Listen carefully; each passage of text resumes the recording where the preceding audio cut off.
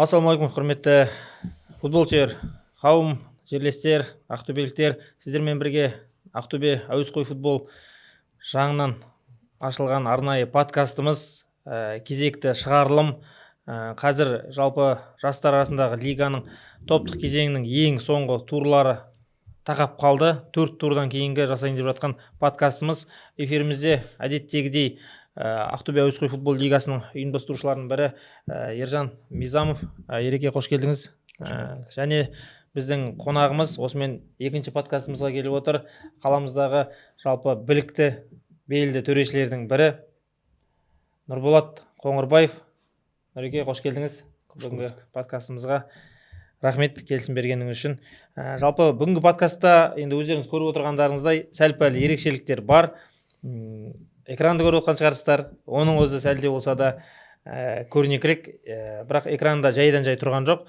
Бұл экранда қазір өткен турда болған командалардың ойыншыларын сәл төрешілердің шешіміне келіспей қалған сәттерді осы экраннан көрсетіп, қасымызда енді бас төреші деп айта берсек те болады.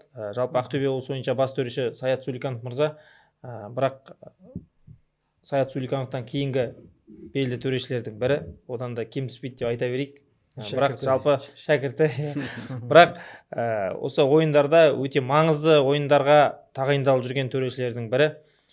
Жалпы жасырын емес айтып кетейік, ойыншылардың командаларында арасында өзіндік беделі бар, үнемі әділ шешім шығарады деп осындай атқа лайық болып жүрген төреші Әли.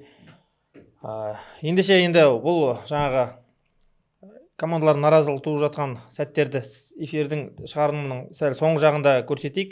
Алдымен Суперлигадан бастап өткен турда ойындарға шолу жасап өтейік. Суперлигада 4 тур өтті. 4-ші турда мынадай ойындар болды. Бірінші, Нұрекең, өзіңіздің бұрынғы командаңыз Пронет Шаңырақ ойынынан бастайық. Ол матчта есеп 3-2 Шаңырақ жеңіске жетіп кетіпті. Жалпы көпшілік таңғалғанда шығар, бірақ енді Шаңырақта оңай шағылатын жаңғақ емес. Пронетті сәл басым көрген сияқты. Ең алдымен бірінші сұрақ, Пронетке қазір ойнамайсыз ба ендігі? Сіз? Қазірге заявкада жоқпын. Ешқандай команда өткені төрешілік жұмысқа байланысты. Рұқсат етілмейді.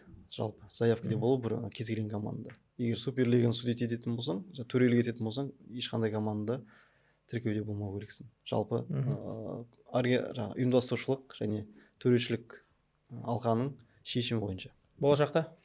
Болашақта мүмкін бәрі. Ойнағым келіп жүр. Терлеп тепшіп.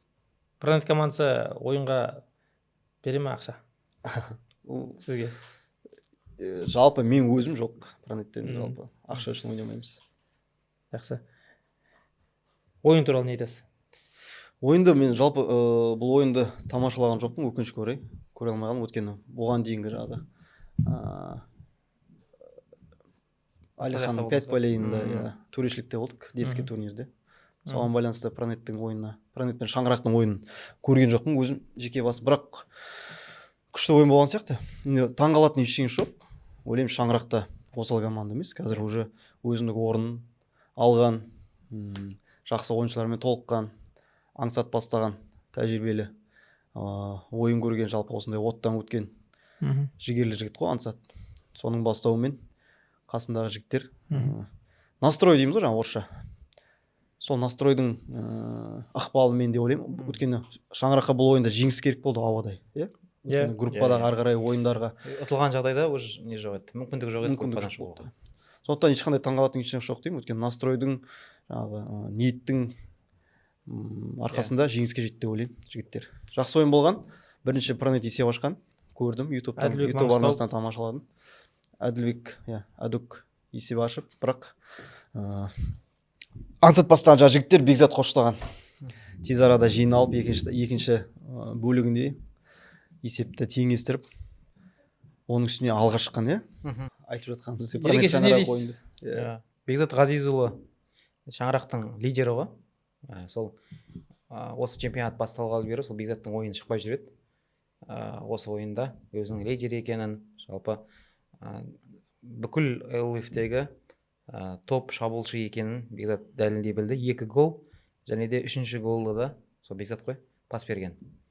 керек кезде табыла ғой. Иә. Дубль жасады, жалпы турдың үздік ойыншысы Мүмкін. үміткер болатын бірден бір ойыншы дейсіз ғой да.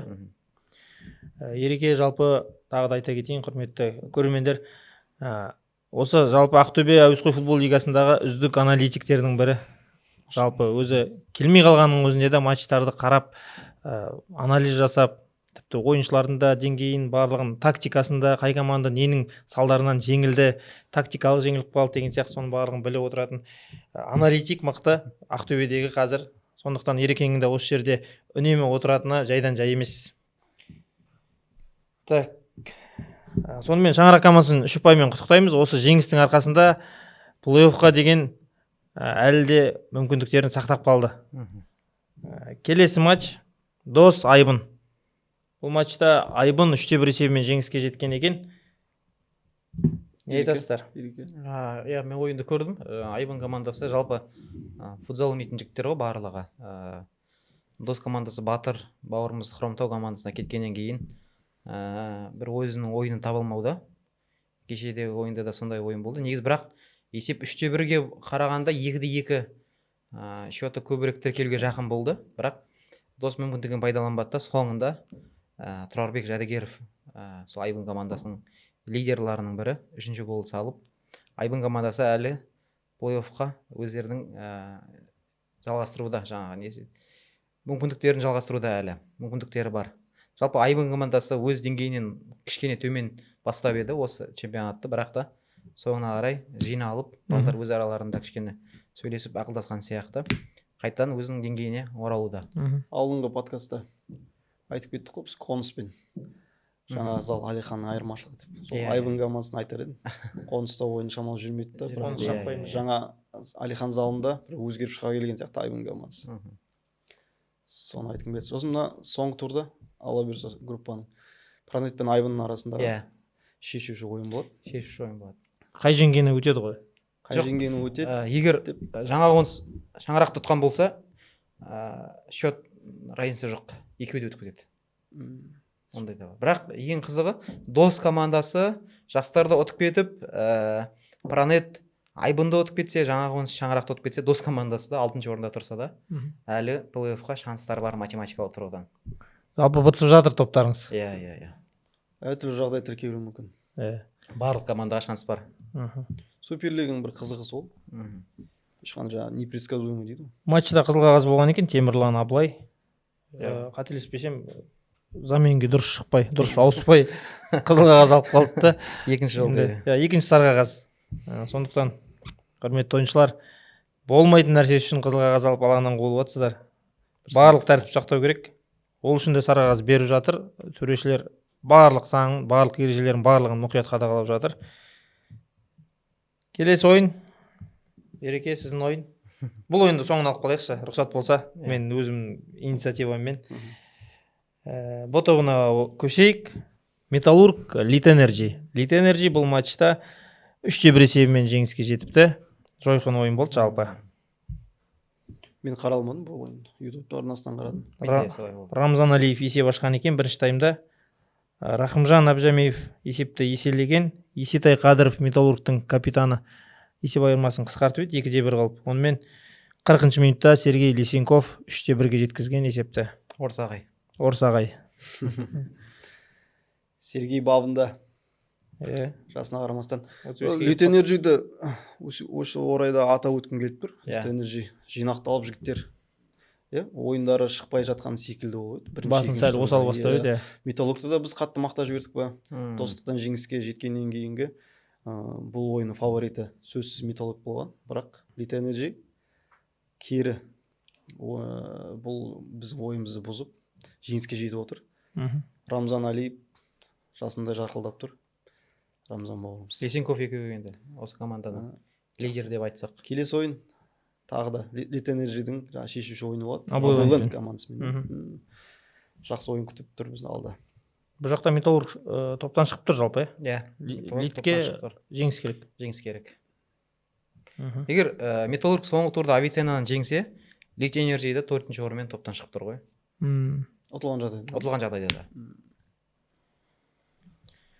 Келесі ойын. Бұл топта барлық үш ойында да қонақ командалар номиналды түрде қонақтар ғой, жеңіске жеткен екен, және үшеуі де 2 доп айырмасымен жеңген екен.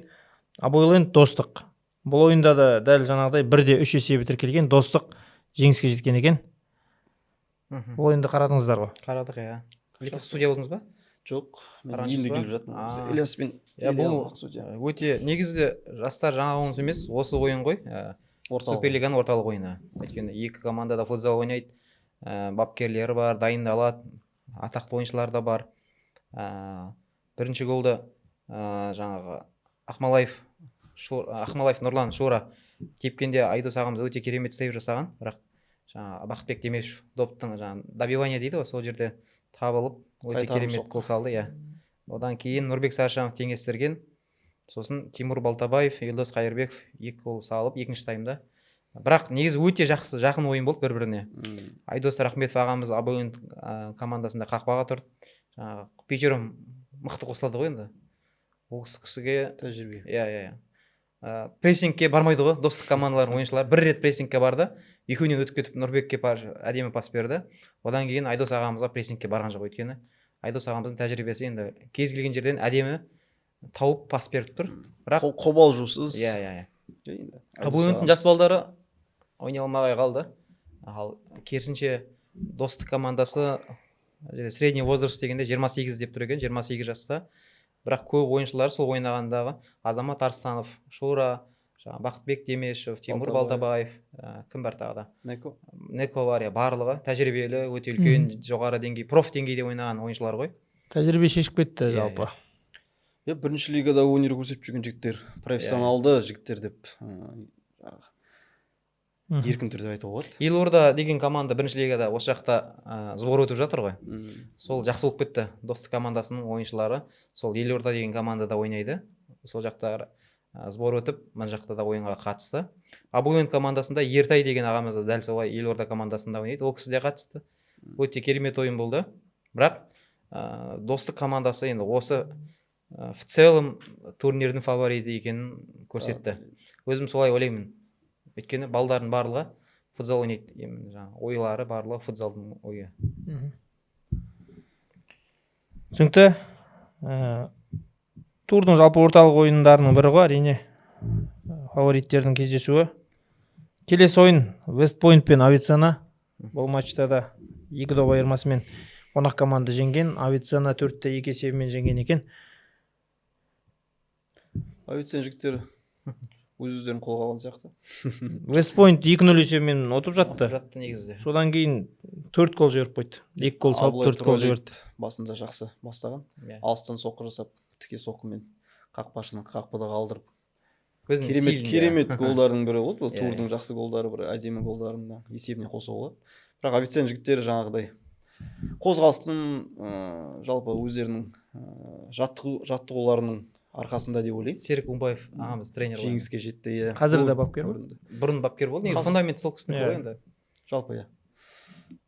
Вестпойнтта қазір тек 1 ұпай ғой. Иә, 1 ұпай. Вестпойнт енді алдың подкастта айтқанда 5 ойыншымен ойнайтын команда ғой. Өте андай рискованный стиль ғой олардікі. Иә. Өйткені кез келген уақытта топтан айылып қалып қақпа қорғалмай тұр ғой қақпашымен. Оқтан қызыл карта алу ықтималдығы жоғары болады команда. Өйткені егер қазір команда перехват дейді орысша жасап кетіп қарсылас команда қақпаға соққы жасап немесе шабуылға шыққан жағдайда бос қақпаға бағыттаған жағдайда тоқтатып тастап немесе ойын ережесін бұзса қызыл қағаз алу ықтималдығы өте жоғары. Соған қарамастан жақсы ойын көрсетіп тұр Вестпойнт, бірақ сәл-пәл жетпей тұрған сияқты. Мен таңғалғаным солай Авиценнаның ойыншылары бірнеше рет топ тартып алды негізінде же.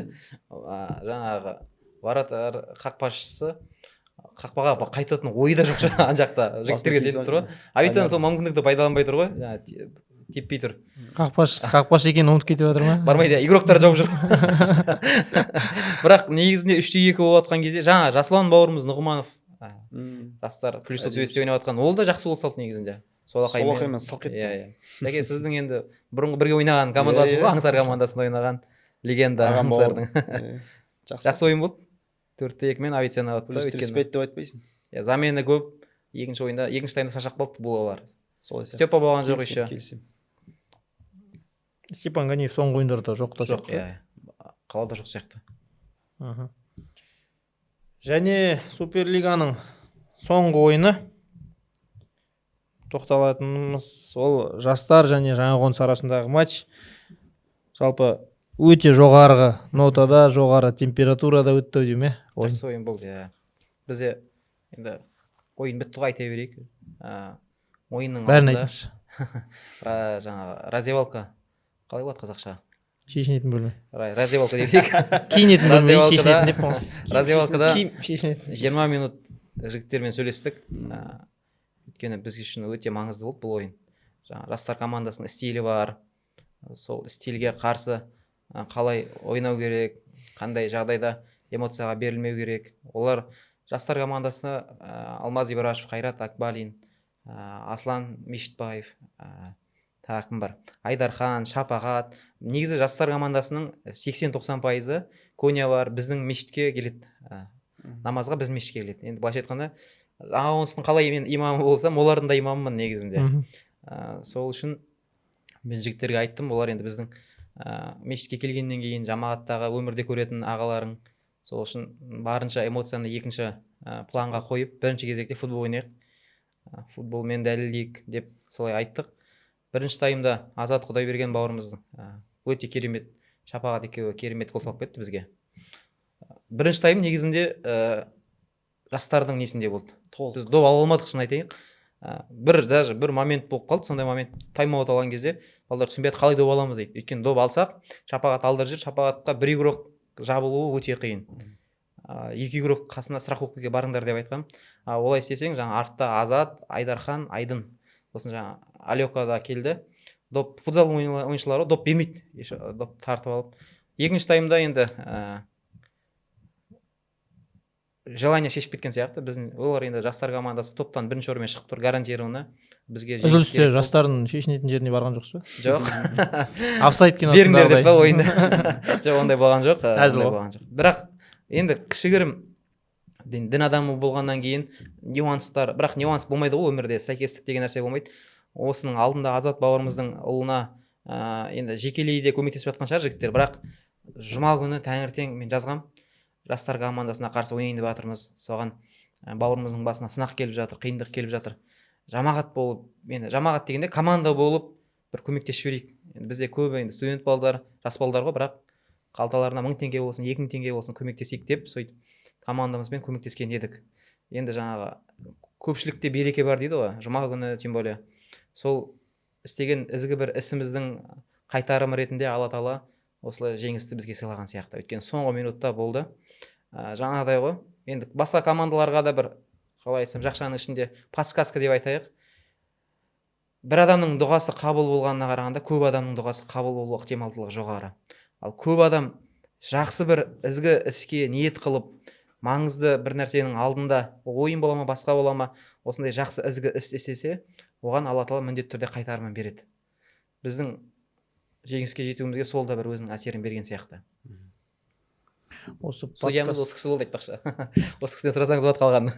сіздің сөйлеген жеріңізді сол қиып алып, Жаңақоныстың Инстаграм парақшасына салып қою керек сияқты. Керемет сөйледіңіз, тіпті тоқтатуға нем бармай отты. Сөйлей берсе екен деп. 2-1 есебімен Жаңақоныс командасы жеңіске жетіп кетті. Ереке тағы да құттықтаймыз. Керемет жеңіс. Жалпы топтық кезеңнің соңғы жақтарында керемет көңіл күй сыйлады деп ойлаймын командаға. Жас балдар командамызда көпшілігі оның үстіне анау-мынау емес, азулы жастар командасын жеңу маңызды матчта. Жастар командасының алғашқы жеңілісі. Өткенде чемпион болған кезде олар 5 поражение чемпион болған екен. Осы жолда 3 ойында 3 жеңіс болды. Жігерлене түсті да Жаңақоныстың жігіттері. Бейбарыс Иманқұл келді. Иә, бізге Бейбарыс Иманқұл келді, сосын Нұрда Әзбасаров. Проф ойыншымыз. Екеуі нағыз Бейбарыс сенбі күні келді. Нұрда жұма күні кешке келді. Нағыз керек кезде келді. Бізде осыған дейін әреке байқаған шығарсыз, әр кетсе 5-6 бала ойнадық қой. Осы жолы кәдімгі 2 полноценный четверка дейміз ғой, 8-дік. Турдың орталық ойынды осы ойында айтар едім. Өйткені Панакалу дейді ғой, ойынның оты, жалпы желаныс жағынан орталық ойын болды. Өйткені мен жаңа жігіттерге де айтып жатырмын, бүгін Суперлига ойындары бұрынғыдан қарағанда әлсіздеу өтіп жатқан сияқты деп жай деп. Бірақ та жастар мен Жаңақоныстың ойынынан кейін бір серпіліп алдық. Өйткені әдемі ойын болды. Көрермендерге де, жалпы ойыншыларға да әдемі ойын болды. Бірінші кезең бір обычный жаңа не дейді, қалыпты деңгейде өткен сияқты болып еді. Жастар доп ұстап, жастар өздерін жаңағы мастерство дейді ғой, Азаттың доп ұстауы, Шапағаттың доп ұстауы деген сияқты. Алмас Ибрашев бар артта. Өте жақсы ойын көрсетіп жатты, допты иелік ету жағынан жалпы, футбол жағынан. Жаңақоныс шамалы ойынға кіре алмады. Екінші таймда күрт өзгерді. Жаңақоныс уже жеңіс керек болғасын жігерлене түсіп, теңестір бірінші голда керемет соққы, Дамир салды ғой. Тоғыздықты көздетті Абалаққа салып. Содан кейін екінші гол 6-шы фолдан. Бейбарыс тағы да қақпа торын торлатты дей ма? Сөйтіп екінші жеңіс келеді. Әдемі жеңіс болды. Жалпы соңғы минут 30 секунд қалғанда жеңіс келеді. Жалпы Бейбарыс деген жігітті мен өзім жеке танымаймын. Осы Жаңақоныс деген командаға келіп таныстым сол жігітпен. Бірақ бір ерекшелігі бұл жігіттің жаңағы газонда да қарсы сервиске қарсы ойнады, ырғызға қарсы ойнады. Оған басқа игроктар фол жасап, оны шалып, жаңағы сындырып деген сияқты. Ол содан не істейді екен жаңағыдай. Наслаждение дей ма, ләззат алады да, одан сайын жігерленіп, одан сайын ойнайды екен да. Сол үшін Шаңырақ командасына айтарым, бұл жігітті керісінше шалмаған дұрыс сияқты. Ашуландырмаған дұрыс сияқты. Стилі қызық екен. Стилі сондай, бұл жігіт бір мақтау емес, бұл стилі сондай өзінің. Жақсы. Ашуланбаса ол. Қызыл қағаз алыпты ғой. Қарсыластар. Айдархан бұл жерде енді андай бір ешқандай грубый не болған жоқ. Жаңа соңғы минутта 30 секунд қалған кезде Сырым Әділжанов деген біздегі ортада тұрған жігіт, жастар командасы 3-1 шабуылға шығып баратқан кезде, Сырым ортадан допты алып қалып, қайттан біз атақа 2-1 шығып баратқан кезде Айдархан бауырымыз 6-шы фол жасады, 2-ші жолды. Мен бірақ көрмей қалыппын сол қызыл қағаз алған. Сосын үйге келіп неден қарағаннан кейін барып көрдім. Жарайды. Ендеше Суперлигада барлық ойындарын талқылап болдық. Сұрмергендер кестесіне бір көз жүгіртіп жіберейік. Саят Болатбай тұр екен, Металлургтың үздік солақайы 4 голмен, және Шапағат Бақытжанұлы жастардан 4 голмен, және Пранеттен Диас Өтеген, бұл да 4 голмен. Осы 3 ойыншы үштікке әзірше үштікте тұр. Көбаса жалпы лига жоғарылай берген сайын голдар да азая береді екен, бір байқағаным. Сондай, Енді алдағы турға тоқталып кетеміз бе? Бірінші, кіммен кім ойнайды деген сияқты Суперлигада. Жалпы топтық ойынның соңғы туры ғой. Соңғы тур. Шешуші ойындар. Керемет ойындар күтіп тұр деп ойлаймын. Достық пен Вестпойнт. Бұл жерде енді Достық тобынан бірінші орынмен шығып тұр. Ұтылсын. Ал Вестпойнт ұтылсын топтық кезеңнен шыға алмай тұр. Жолдастық кездесу болады. Жолдастық кездесу болады деп жатыр енді. Айып етпеңіздер. Вестпойнттың жанкүйерлері. Келесі, екінші ойын. Айбын Пранет. Айбын Пранет нағыз орталық ойында айтады. Бірақ орталық ойын көп сияқты бұл турда. Соңғы турда орталық ойындар көп болады ғой. Авиценна Металлург. Бұл жақта да таласады. Металлург группадан шығып тұр, бірақ енді 4-ші орынмен шығып қалған жағдайда жастарға түседі ар жағында. Сол үшін жастарға түспеу үшін жалпы бір команданың жеңілісі немесе жаңағы тең түскен жағдай екінші командаға әсер етуі мүмкін тұр ғой жалпы бұл да. Солай емес, бір-бірімен байланысты. Екі жақта да бір команда екінші команданың ұтылғанын немесе ұтқанын күтеді. Жастар мен Дос одан кейін. Жастар шығып тұр, бұл жақта да Досқа жеңіс керек қой жалпы. Досқа жеңіс керек, және де Пранет пен Жаңақоныстың жеңуі керек олар группадан шығу үшін. Жеңісі керек. Расклад қиындау кішкене, бірақ әлі мүмкіндік бар. Дос командасы жаңа айтқан сияқты. Дос тақынса жаңағыдай соңына дейін күресетін команда ғой, көре жатамыз. Не дедіңіз жаңа Ереке? Кадрге сыймай қалып еді. Айтпай ақ қояйықшы. Бірге кейсін айтамын бір. Ретін келтіремін иншалла. Жақсы. Онда келесі ойынға тоқталайық. Құрметті көрермендер, кешірім сұраймыз енді. Сәл техникалық ақауларға байланысты. Сол кезде бір айтылып қалған жақсы әңгімелеріміз бар еді. Келесі подкастта міндетті түрде болады деп айтып жатыр Ереке. Енді әзіл әңгіме ғой. Литэнерджи мен Абойланд ойнайды екен. Бұл жерде екі команда да плей-оффтың жолдамасын сарапқа салады. Бұл жерде мен былай ойлаймын, егер Металлург Авиценнаны ұтқан жағдайда екеуі де топтан шығады ғой. Ондай кезде жаңағы жолтай алмайтындай сондай ойын болады сияқты. Бірақ жаңа айтқаным сияқты сақ па 4-ші орын алса жастарға түспеу үшін 3-ші орынға таласады ондай кезде. Металлург Авиценна отқан жағдайда группадан кім шықпай қалады? Авиценна мен Уэстпен шықпай қалады. Екеуі де шықпай қалады. Олар сонда Авиценнаның жеңісін күтеді екен ғой. Авиценна жеңу керек өздерінің қолдарында енді группадан шығу үшін. Металлургке де жеңіс керек, иә? Металлург группадан шығып тұр негізінде, бірақ орынға ұтылып қалған жағдайда 4-ші орынмен түсіп қалуы мүмкін 4-ші орынға. Жастармен ойнауы мүмкін, жастар екен 1-ші орын алса. Иә. 1-ші орын алады ғой жастар деп ойлаймын. Ол да беріксіз. Асықпайық. Сосын шаңырақпен жаңағоныс. Шаңыраққа жеңіс керек.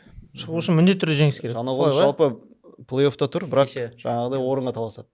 Аңсат бауырымыз жаңағы бағаласы Эмир қазір мықты Ақтөбеде хит болып жатыр ғой, бағаласы өткенде жалғыз өзі жанкүйер болып, машалла. Өте керемет. Осы әңгіменің арасында айтып кетейік. Сол кеше Жаңақонысқа қарсы алып келіп жаңағы группадан әкелмей ақ қойшы деп сөйтіп қалсын деп жатыр ма Аңсат бауырымызға. Ертең біз де баланы жылап қалу ма, бірақ енді кім біледі. Иә, барлығы мүмкін. Шаңыраққа жеңіс керек, Жаңақоныс орынға таласады. Осымен Суперлиганың есігін жабайық, ағайын рұқсат болса. Біршама талқылаған сияқтымыз өткен турдағы ойындарды да, алдағы турдағы, яғни соңғы турдағы ойындарды да, сұрмергендер тізімінде жалпы барынша айтып кеттік. Енді бір сұрақ Әлеке сізге. Дәл осы кезде енді чемпионаттың басында біз көзқарастарын білгенбіз. Көптеген адамдардың фаворит кім деп ойлайсыздар, үштік кім сіздің ойыңызша деп. Енді топтық кезең аяқталайын деп жатыр. Көптеген командалардың ойындарын көріп жүрсіз. Қалай ойлайсыз қазір? Дәл қазіргі ойындары бойынша. Полуфиналға өтетін 4 команда айтсаңызшы, Шели. Мен айта алмайтын шығармын. Айтпаған дұрыс болатын шығар өйткені. Қысылмаңыз. Төрелік жүргеннен кейін бір команданы әлсіз бір команда жоғары деп айта алмаймын. Енді төреші ретінде емес. Енді жанкүйер ретінде. Жалпы жылдан жылға білесіз ғой қандай командалар мықты өнер көрсетіп жүргенін. Бұл жолғы Суперлиганың ойындары жалпы бір-біріне жақын. Кімнің қандай жеңіске жетті? Жаңа Металлургтың ойынын атап өткен. Металлург Достықты, бірақ Литенежден жеңіліп қалды. 2-2 жақсы ойын көрсетті. Бірдей ойын көрсетті. Ол да ұтыс қой дейінші. Литенежден жеңіліп қалып тұр. Сондықтан әлі ерте сияқты бір тұс болды. Сондықтан оның үстіне ашып айта алмаймын. Плей-оффта ертең көп командалардың заявкелерінде біраз ойыншылар тұрау деймін. Плей-оффта алдыртайын деп отқан. Міне, өзіңіз айтып отырсыз. Сондықтан плей-офф деген бір-ақ ойыннан тұратын нәрсе ғой. Ол ойында кез келген нәрсе болуы мүмкін. Мысалы, Жаңақоныс жастарды ұтып кетті. Негізі бірақ ашық фаворит жастар болғанымен, Жаңақоныстың Желайнсының арқасында, мысалы, бір ойын шешіліп кетеді. Сондықтан айту өте қиын сияқты фаворитті. Жаңағы Достықтың құрамына қарамастан, өйткені кез келген құрам қандай қатты болғанмен, оларға қарсы настройда мықты болады қарсылас команда. Тағы бір нәрсе айтып кетейін. Жалпы осы чемпионат аяқталғаннан кейін 11-12 орын алған екі команда Суперлигамен қош айтысады. Жоғарғы лигаға өтеді. Яғни зона вылета дейді ғой. Қызыл аймақ. Қызыл аймақта қазір тұрған командалар Суперлигада. А тобында Шаңырақ пен Дос тұр. Б тобында Авиценна мен Вестпойнт тұр. Сондықтан командалар жаңа жолдастық кездесу болады деп әзілдеп айтып жатырмыз ғой. Бірақ дегенмен де Суперлигадан түсіп қалмас үшін де, мысалы қарап отырсаңыз, Дос командасы 3 ұпай алса, соңғы орында емес, көтеріліп кетеді. Вестпойнтқа да 1 ұпаймен тұр, 3 ұпай алып, 4 ұпаймен Суперлигада орнын сақтап қалуға болады мысалға. Жоғарғы лигаға өтпей. Сондықтан соңына дейін таласады деген ойдамыз. Осы сәтте біздің Ақтөбе әуесқой футбол лигасының демеушілеріне бір тоқталып кетуге рұқсат етіңіздер. Жалпы Ақтөбе әуесқой футбол лигасының өзінің қазіргі деңгейінде өтіп жатқанына үлкен үлесін септігін тигізіп жүрген атаулы алпауыт компанияларымыз бар, демеушілеріміз бар, қолдаушыларымыз. Олардың бірі бас серіктесіміз Абойленд компаниясы. Үйлеріңізді тұсқағаз дейді ғой, қателеспесем, обойымен жарықтандырып беретін. Сонымен қатар бас серіктесіміз Окерей ағылшын тілі мектебі, өнер мектебі, оқу орталығы. Жақында ғана Ақтөбе қаласындағы 5-ші филиалы ашылды. Бас серіктесіміз біздің лигамыздың осындай деңгейде өтуіне үлкен септігін тигізіп жатыр. Сонымен қатар алдымызда тұрған Лит Энерджи энергетигі біздің әр турымызда болып жатырған әр турдан кейінгі турдың үздік ойыншыларына осындай Лит Энерджи сыйлап жатырмыз. Үлкен рахмет айтамыз. Сонымен қатар біздің Ақтөбе әуесқой футбол лигасының барлық қызметкерлерін таңертеңнен кешке дейін жүгіріп жүрген фотограф бар, мобилограф, дәрігерлеріміз бар, СММ, жалпы көп мамандар, трансляцияда отырған оператор тағы басқа. Осылардың барлығын тамақпен қамтамасыз етіп жатырған Донер 04 донерханамыз бар. Үлкен рахмет айтамыз осындай демеушілерімізге. Ендеше келесі кезекте жоғарғы лигаға бұрайық. Сонан соң бұрын әзірленген төрешілердің шешіміне келіспейміз деп жатырған бейнероликтерді көрсетеміз. Жоғарғы лигаға қысқаша тоқталып кетейік. А тобы бірінші орында дәл қазір 4 турдан кейін Искандер тұр және Сұңқар екеуі 12 ұпаймен тұр. Үшінші орында Қандыағаш ВЧТ 6 ұпаймен, төртінші орында 13 сектор 2 ұпаймен, 5-6 орындарда Асарғопа мен Горняк командалар 1 ұпаймен. 4 команда шығады бұл жақтан да. 4 команда шығады. Өткен турдағы ойындары Қандыағаш ВЧТ Асарғопа есеп 5-0 болыпты. Қандыағаш ВЧТ командасы жеңіске жетті және осы жеңістің арқасында топтағы өзінің орнын бекітіп нығайтып алды. Ал Асарғопа керісінше ауыр жеңілістен кейін жағдайын қиындатып алды. Кімнің командасы Асарғопа Нұреке? Білмеймін. Мен команда емес. Оны өздеріңіз іздеп қарап көріңіздер. Әзіл деп айтамын. Қандыағаш енді жалпы осы жерде айта кетейінші, неге Асарғопа ұтылып жатыр деген сұрақ болады ғой. Асарғопаның ұтылуының үлкен себебі Асарғопаның негізгі ойыншысы, лидері алтын картамен ойнап жатқан Қайрат Нұрмаханов және де Нұрекең бар, біздің Саят бар. Олар жексенбі күні Асарғопаның ойыны қарасаңыздар әр кешке болады. 6-та, 7-те, 8-де деген сияқты. Бұл кісілер таңертең, суббота күні, сенбі күні таңертеңнен кешке дейін жүреді. Сосын жексенбі күні таңертең 8-де келіп, кешке дейін қайра судья болады, арасында Абулинте ойнайды, Нұрекең бүкіл жақта шауып жүреді да. Одан кейін ойынға энергиясы жоқ. Өйткені осының алдында Искандермен ойнаған кезде ода, Искандермен ойынды көруге келген кезде, жаңағы Қайраның да, Нұрекеңнің де көздері қызарып кеткен ғой жо. Ойнау байлайтырсын, жүруге шамалар жоқ.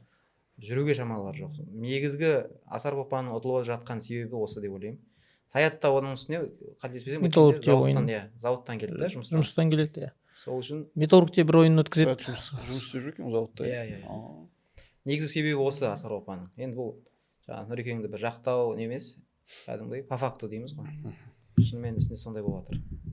Бірақ Асарғопада әлі де мүмкіндік бар ғой. Бар. Топтан шығуға. Осы жағын айтайықшы. Жақсы анықталды.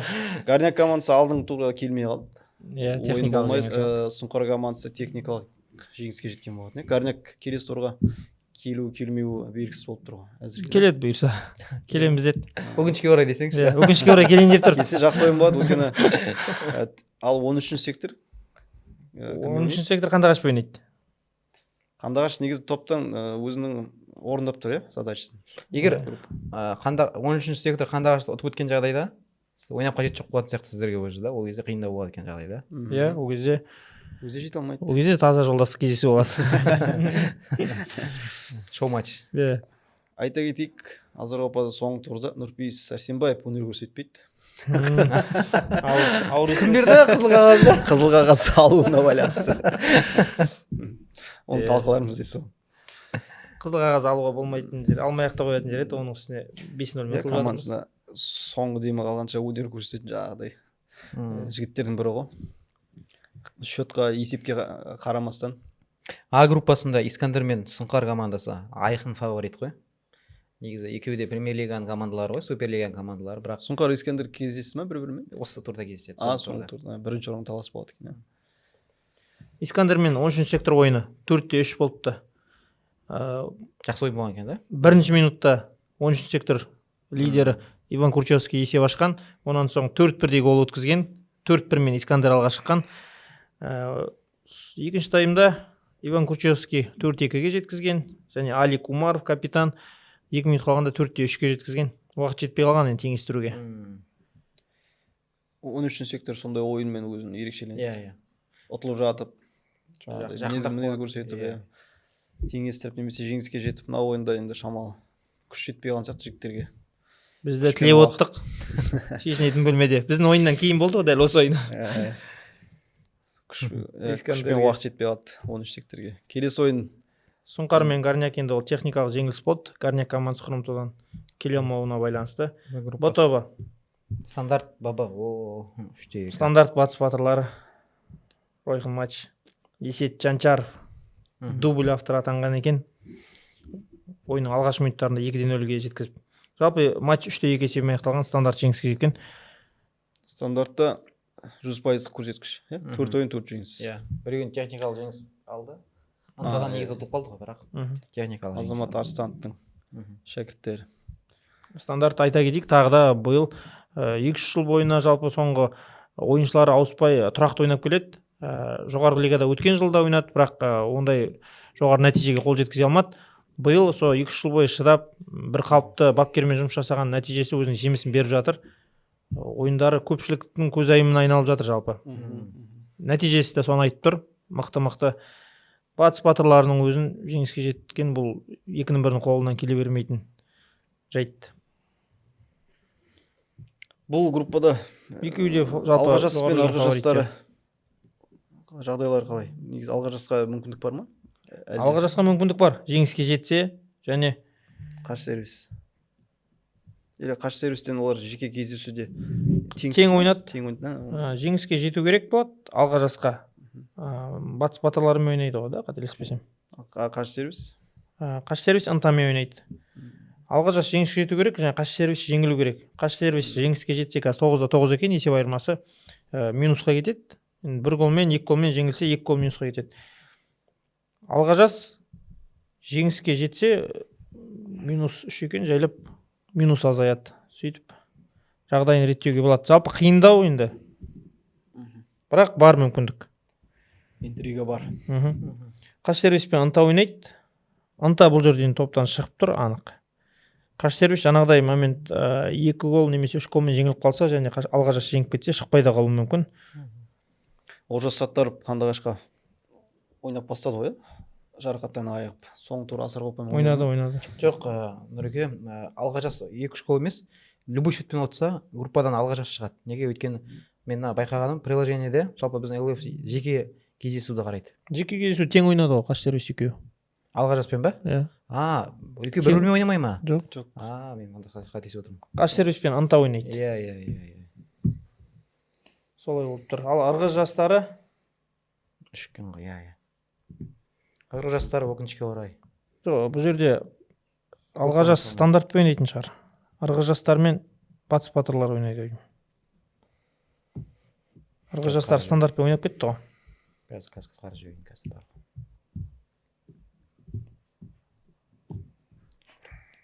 Алға жас стандарт. Иә. Арғы жастары Батыс батырларымен ойнайды. Стандарт ойын беріп қоямын екен әлде. Алға жас стандартты ұта алатындай күші бар. Бірақ қарсы сервис антадан ұтылып қалады ау дегенге Оған да қатты сенбей тұрмын. Тем более алдында бірінші ойын алғамен антистандарт болады екен. Екі есе мотивация болады ғой кезде. Бірақ бұл жерде енді алға жас стандарттан ұтылып қалса, қарсы сервис шығып та тұр. Бірінші ойнай ма? Алға жас. Алға жас пен стандарт бірінші ойнайды, ең бірінші ойын. Жексенбі күні осының бәрі барлық сұраққа осы жердегі жауап аласыздар. Әлиханға келсеңіздер, жексенбі күні. Барлығы қызық ойындар болады. Иә.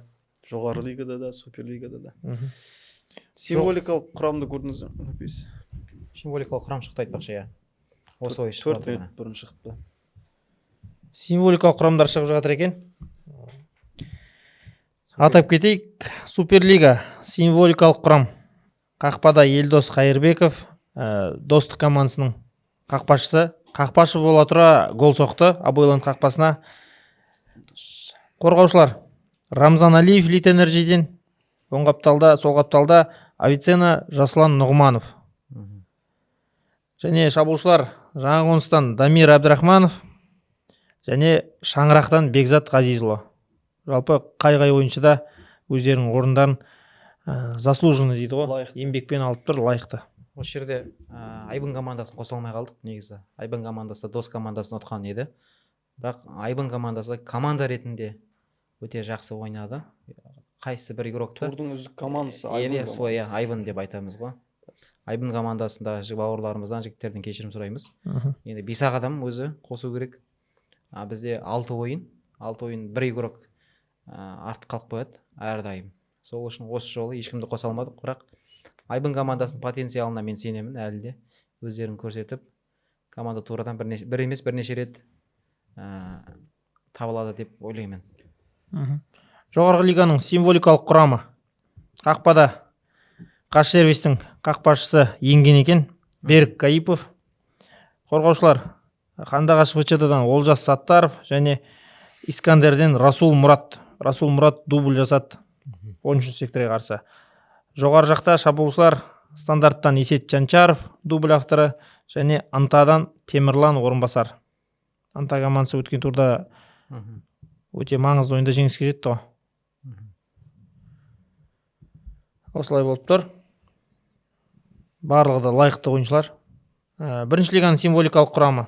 Қақпада оңтүстік батыс командасының қақпашысы Әнуар Қалбеков.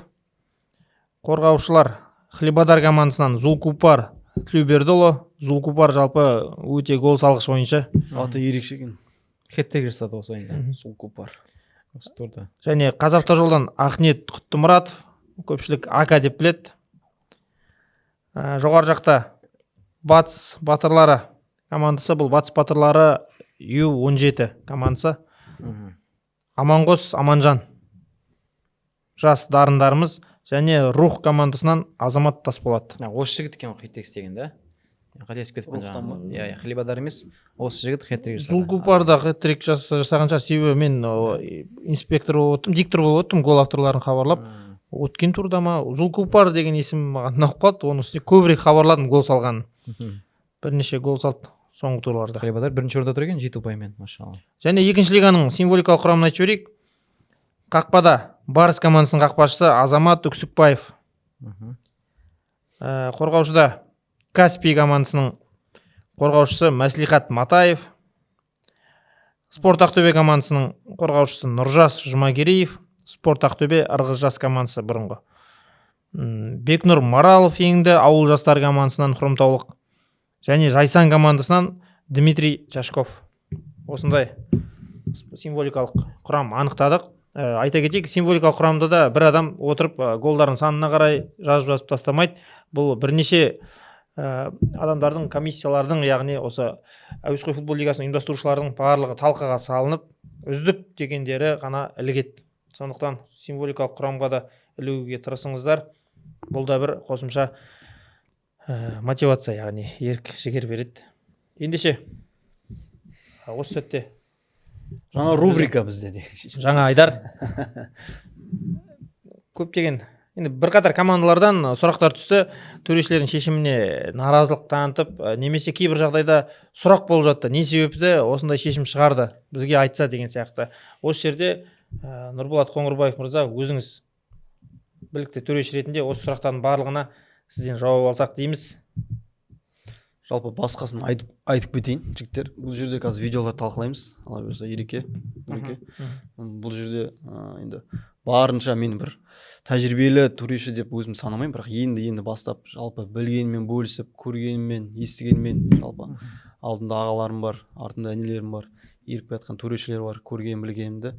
Жалпы бұл Айдардың жалпы рубрика мақсаты төрешілердің болсын, ойыншылардың болсын, біліктілігін арттыру, қосымша өзімізге ойында болатын қателіктердің санын азайту максималды түрде. Барлығын жою мүмкін емес, өйткені білесіздер, әлем бойынша да кез келген қарапайым ситуацияларда қателесіп жатады төрешілер. Жалпы аятты ойыншылық ойында да мүмкін алысқа бармай қояйық. Мысалы Англияның өзінде, Испанияның өзінде қанша эпизодтар. Оның үстіне футзал тез ойын, тез шешім қабылдау керек. Динамика, ол эпизод тез болатын ойын. Үлкен футболда ойланып, бар деген сияқты, көмекшің бар деген сияқты. Бұл жерде екі төреші жылдам әрі дұрыс нақты шешім қабылдау керек. Сондықтан бұл жерде біреуді көтеру немесе екіншісін түсіру мақсатында емес. Жалпы біздің LF-тің деңгейін тағы да бір рет көтеру, бірге төрешілер болсын, ойыншылар болсын, дұрыс түсіну моменттерді. Сосын қосымша айтқым келеді, суперлиганың ойыншылары болсын, жоғары лига, одан кейінгі лигалардың ойыншылары болсын, үйреніп төрешілермен қалай сөйлесу керек, қалай бар моменттерді қалай талқылау керек. Жалпы спорға түскенде де адамның бет бейнесі көрінеді ғой, Ереке. Жалпы сондықтан нақты, әдемі, орысша конструктивно дейді ғой, сол жүйелі түрде жалобыларды айтса өтініш. Сосын қазір енді моменттерді талқылаймыз, командалар жіберген. Максимал түрде дұрыс жауап беруге тырысамыз. Так, бірінші бізге келген сұрақ Батыс 2 және Финка 04 командаларынан. Бұл бірінші лиганың ойыны. Подвалда болды.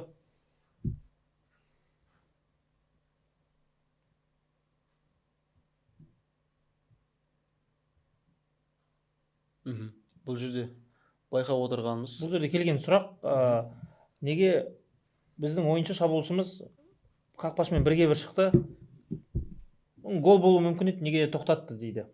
Жалғастыру мүмкіндігі болды деп тұр ғой. Сондай сұрақ түсті. Енді бұл жерде төрешінің шешімімен толыққан келсем, жалпы. Өйткені бұл жерде екі жағдайда ойын тоқтату мүмкіндігі болды.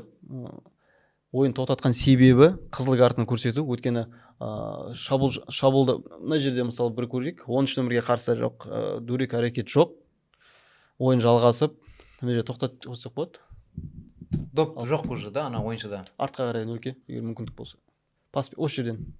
Міне пас беретін сәтте көріп отқаныңыздай, егер көрінсе, бірінші шабуылда шабуылдаушы ойыншы, екі ойыншы, бір қорғаушыға қарсы. Бұл жерде егер ойын ережесі бұзылған жағдайда автомат түрде қызыл карта көрсетіледі. Өйткені гол салу ықтималдығы өте жоғары, екіге бір жағы қақпашыға қарсы. Сондықтан бұл жерде ойын тоқтату, екіншіден фолдың жаңағы ойын ережесінің бұзылуының дөрекілігі жағынан. Сондықтан бұл жерде ойын тоқтатқан жағдайда қызыл карта көрсетілу, дереу көрсетілу керек. Сондықтан судьяның жаңағы төрешінің шешімі өте дұрыс.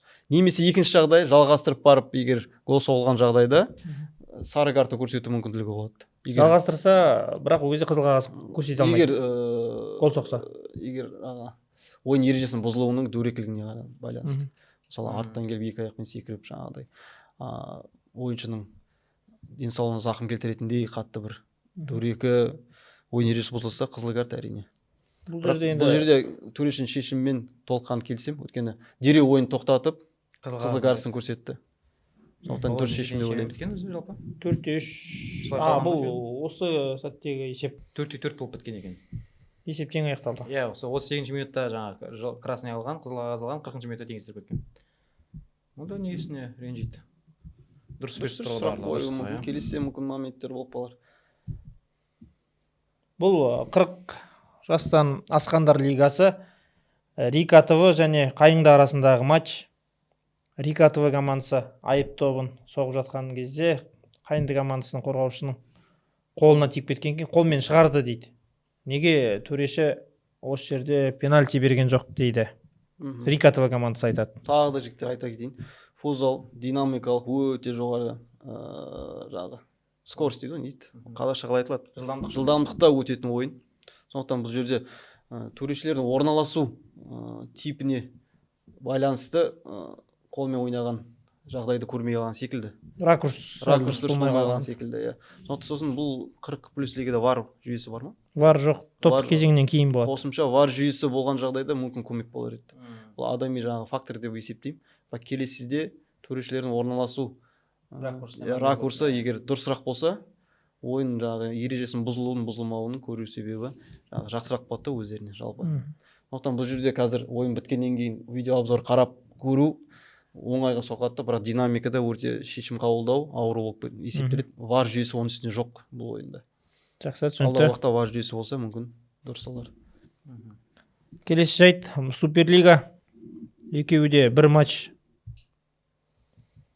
Бұл матч Вестпойнт және Металлург арасындағы матчтан үзінді. Мына жерде Саят Болатбай Елдос Илмановқа фол жасап тартып алады. Онан соң Руслан Болатбек Смағұловтан доп тартып алып, нәтижесінде гол соғып кетеді. Қырсыққанда дәл осы шабуыл голға айналып тұр. Өзім төреші болдым бұл ойында. Абылай ағамыз Вестпойнттың жетекшісі әрі ойыншысы. Сол ойында сұрақ қойған болатын бізге, Нұрпейіс өзіңізде болды.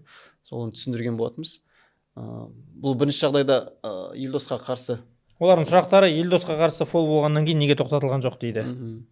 Енді футзал ережесі бойынша егер ойын бұзылған жағдайда, егер доп шабуылдаушы қорғанған команда қалып, олардың шабуылы перспектива дейді орысша.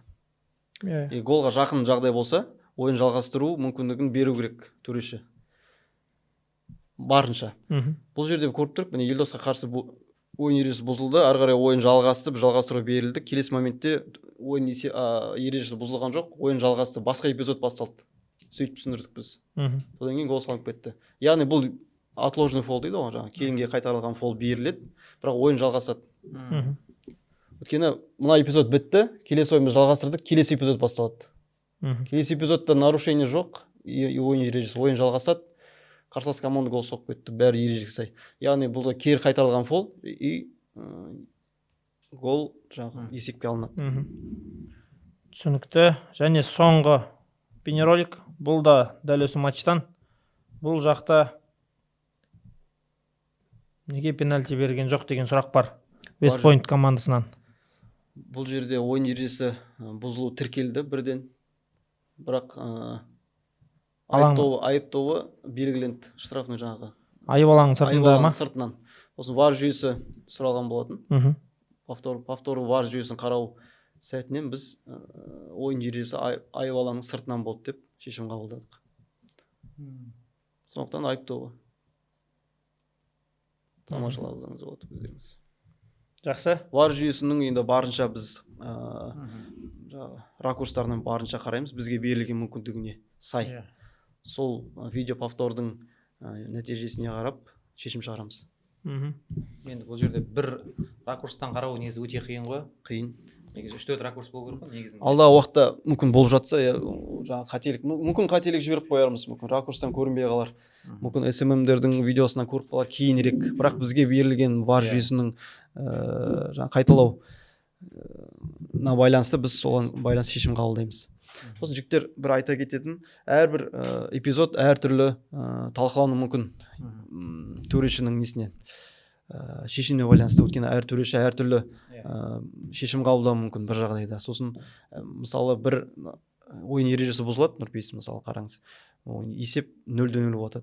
Мысалы төрешінің ысқырығынан кейін допты теуіп жібереді. Мысалы есеп 0-0. Бұл жерде ұтылып жатқан командаға ешқандай әсері жоқ. Ашуланып теуіп қояды, немесе жайлап жаңағыдай уақыт созу үшін теуіп қояды. Бұл жерде мысалы төреші ескерту мүмкін. Есеп 0-0 болса, ысқырықтан кейін доп теппейміз деп ескертіп, ауызша ескертумен шектеуі мүмкін. Бірақ енді екінші жағдай дәл сондай жағдай, допты теуіп жіберу, бірақ есеп 1-0 ұтылып жатыр минут қалды ойында. Дәл сондай нарушение, мысалы жаңа ойын бұзу, допты теуіп жібереді, ұтылып жатқан команда асығып жатыр. Бұл жерде таза сары карточка көрсетілуі мүмкін. Әртүрлі жағдайға байланысты. Ойынның жаңа температурасы дейді, дух игры деген бар. Ойынның жаңағы мәнеріне байланысты беріледі. Әртүрлі көріну мүмкін. Бірақ бір нарушение қарасақ, бірақ екі түрлі жағдайда болып тұр. Сондықтан сондай бізде футзалда төрешілерде жалпы үйрететін бар. Кеше жақында Нұрпейіс өзің қатыстың. Төрешілерді үйретіп кеткен жаңағы инспектор, куратор келді, Асанов, сол Николаевич, сол түсіндіріп кеткен. Дух игры деген бар ғой жалпы. Ойынның понимание футзала деген бар жалпы. Футзалды түсіну. Ойыншының жаңағы барлық не себепті ол ойы ниетінде болды ма, болған жоқ па деген сияқты нарушение. Қолмен ойнау барлығы талқыланды. Сондықтан тек футзал тез шешім қабылдауды талап етеді төрешілерден. Сол алдағы уақытта бұйырса талқылап жатсақ, төрешілерде, ойыншыларда осылай біліктілігін арттырып, жалпы дұрыс емес шешімдер аз болады деген үміттеміз. TikTok желісінде бір сұрақ келген екен. Рұқсат болса оқып жіберейін. Али, сізге екен сұрақ. Сізге дегенде жалпы төрешілерге. VAR-дан кейін сары қағаз бере ме дейді. Немесе қызыл қағаз бере ме дейді. VAR-дан кейін сары қағаз бере ала ма дейді. Жалпы VAR-дың қаралу ережесі бар. Вардың қаралу ережесі. Біріншісі жаңағы қызыл қағаз. Қызыл қағаз бар жоқ. Голдың есепке алынуы, гол немесе гол емес. Сосын үшіншісі пенальти немесе пенальти жоқ деген жаңағы 3 шешім болады. Бұл сұрақ кімнен келеді? Мүмкін жастар ойыншылардан келіп отқан шығар менің білуімше. Өйткені соңғы ойында біз жаңағы Шапағат бауырымыз Тоқсар бауырымызға қарсы ереже бұзған болатын. Сосын ол жерде жаңағы басын жарға соғып, сондай бір жағдай болып қалды. Мүмкін енді бірінші төрешіге, екінші төрешіге көрінбей қалған жағдай болар мүмкін. Сондықтан біз Тоқсардың жағдайын білгеннен кейін жаңағыда басын әйтеуір жағдайы жарылмаған бекен, қатты жаңағыдай жарақат алмаған бекен деп, сосын бізден Жаңақоныс командасының тарапынан VAR жүйесі сұралды. VAR жүйесінде қандай себеппен сот қызыл қағаз. Яғни ойынның Шапағаттың жаңағы тарапынан ойын ережесі бұзылуы қызыл қағазға татый ма деген сияқты. Соны қарау мақсатында біз VAR жүйесін қараған болатынбыз. Қарағанда ол жерде таза жаңағыдай ойын ережесі бұзылғанын көрдік. Итеру себебін. Бірақ қызыл қағазға татымайды. Бірақ 5-ші фол болды. Негізі сұрақтың қойылуы дұрыс. Жаңағы желтый карточка беріле ме деген.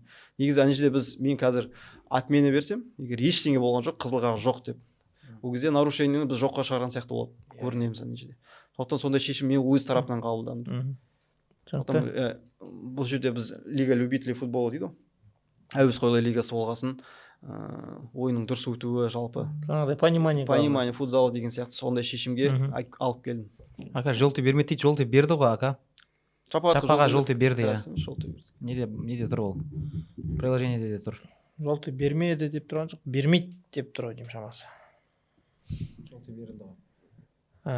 Жарайды, ендеше бүгін біздің осыған дейінгі келген командаларымыздан түскен видеороликтер көрсетіліп, барлығына Али төреші мырзадан жауап алдық. Бұндай спорный моменттер дейді ғой, яғни төрешінің шешіміне тағы да сұрақ туғызатын, немесе сіздер өздеріңіз түсінбей тұрған трактовкасын сұрағыларыңыз келетін осындай жайттар болса, бейнеролигін біздерге жіберіңіздер. Алдағы подкасттарымызда да осылай әр тур сайын төреші міндетті түрде болады. Төрешілерден бір өкіл міндетті түрде болады көрсетіп. Жалпы спорттық, футболдық интеллект дейді ғой жаңағы. Дамытамыз. Кейбір мысалы командалар, ойыншылар бар шығар, кейбір ережелерді түсінбей жатқан деген сияқты. Осы жалпы осымен біздің бүгінгі шығарылымымыз өз мәресіне жетіп қалған сияқты. 1 сағаттан астам уақыт талқылаған сияқтымыз. Тағы да айта кетейік, осы біздің жалпы подкастында, жалпы әуесқой лигасының да жоғары деңгейде өтуіне өзінің септігін тигізіп қолдау көрсетіп жатырған бас серіктестеріміз Абойленд компаниясы, Окерей ағылшын тілі және өнер мектебі оқу орталығы, сонымен қатар Лит Энерджи компаниясы және Донер 04 дәмханасы. Баршаңызға алғыстарымыз шексіз. Жалпы барша Ақтөбе әуесқой футболшыларының атынан, және де сөз соңында бүгінгі эфирімізге келуге келісім берген қонақтарымызға үлкен алғыс білдіреміз. Нұрболат Қоңырбаев мырза, Ержан Мизамов мырза, Алла кәсіптеріңізге, шаруаларыңызға береке берсін. Ақтөбе футбол дамый берсін. Келесі подкастта көріскенше ағайын.